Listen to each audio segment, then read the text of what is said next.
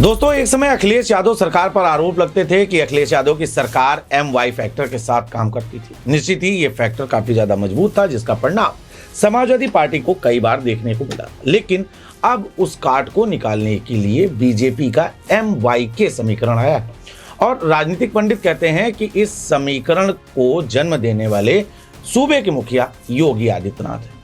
आप सभी चौंक गए होंगे कि आखिर ये MYK फार्मूला कहां से आया। ये MYK फार्मूला निकला है 2026-2027 के बजट से। एक नारा था समाजवादी पार्टी का MY फैक्टर। हालांकि इसको लेकर अखिलेश यादव ने यह स्थिति भी साफ की थी।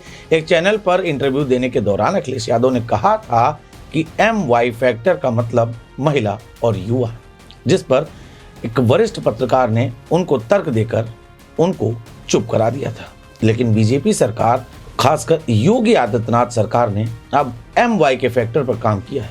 चौंकिए मत, ये फैक्टर जाति पर आधारित नहीं। क्या कुछ है पूरा मामला, हम देंगे आपको जानकारी। नमस्कार दोस्तों, मैं नितेश चांडिले और आप सभी मुझे देख रहे हैं एशियन न्यूज पर। किसान पर योगी सरकार मेहरबान। अखिलेश के MY फॉर्मूले के मुकाबले योगी का MYK मॉडल। चर्चा करते हैं। उत्तर प्रदेश की राजनीति में लंबे समय से जातीय समीकरणों के इर्द गिर्द घूमता MY फार्मूला अब एक नई चुनौती के दौर में प्रवेश कर चुका है।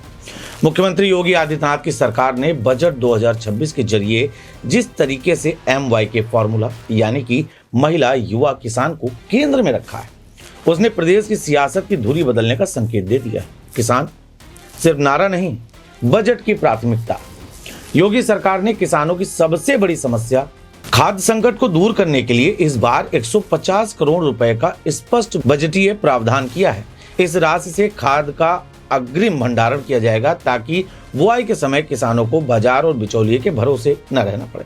यह फैसला बताता है कि सरकार अब तात्कालिक राजनीति नहीं बल्कि संरचनात्मक समाधान पर काम कर रही है। महिला सशक्तिकरण, आंकड़े भी बोलते हैं।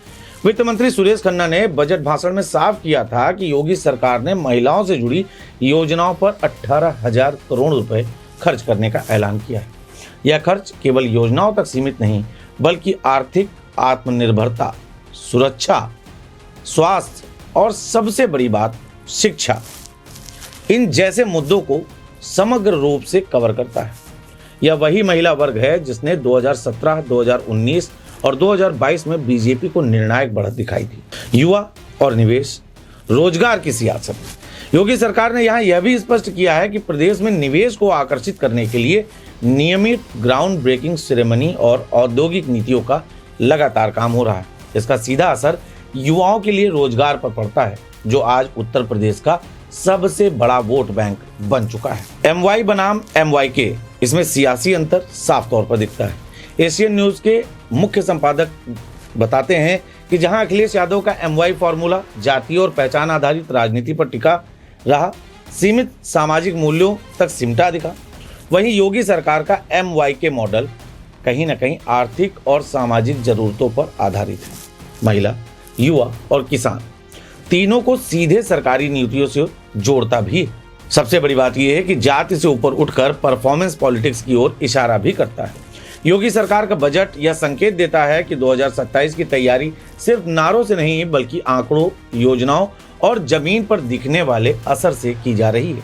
MY फार्मूले की राजनीति के सामने MYK मॉडल एक नई सियासी धुरी बनकर उभर रहा है, जहां वोट बैंक नहीं बल्कि लाभार्थी वर्ग निर्णायक भूमिका में है। उत्तर प्रदेश की राजनीति अब पहचान से नहीं प्रदर्शन से तय होती हुई दिख रही है। बहरहाल, इस फॉर्मूले के बारे में आप क्या कुछ सोचते हैं?